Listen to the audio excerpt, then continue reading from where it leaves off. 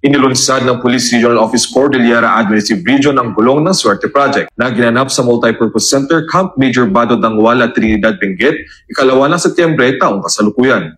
Ang proyekto ay pinangunahan ni Police Colonel Lambert A. Swerte, Provincial Director ng Benguet Police Provincial Office, at dinaluhan ni Honorable Melchor D. Diclas, Provincial Governor ng Benguet na nagsilbing panauhing pagdangal at tagapagsalita, at ni Police Colonel Froilan B. Lopez, ang Acting Chief Regional Staff ng PROCAR.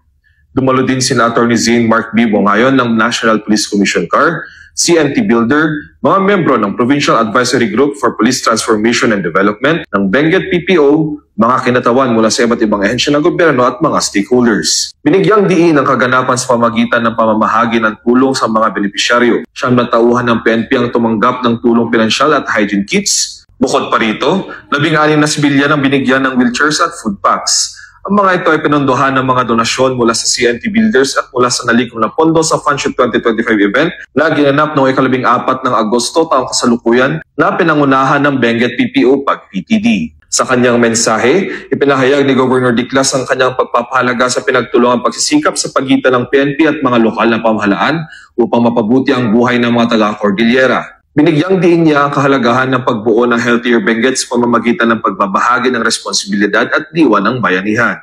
Ang gulong ng Swerte Project ay sinimula ni Police Colonel Swerte noong siya ay First Commander pa ng Regional Mobile Force Battalion, Calabarzon.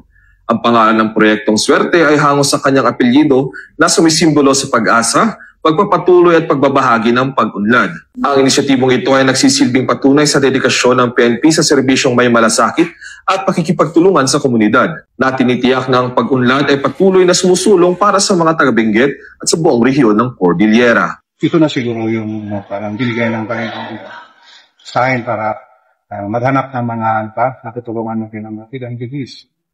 So, tuloy-tuloy yun, kaya pinanala ng gulong ng Swerte, starting from RMP po A, tapos sumasin up sa NCR. So, we are very thankful sa mga generous hearts na palaging sumusuporta sa gulong ng Swerte. At mga ibang kapulisan pa.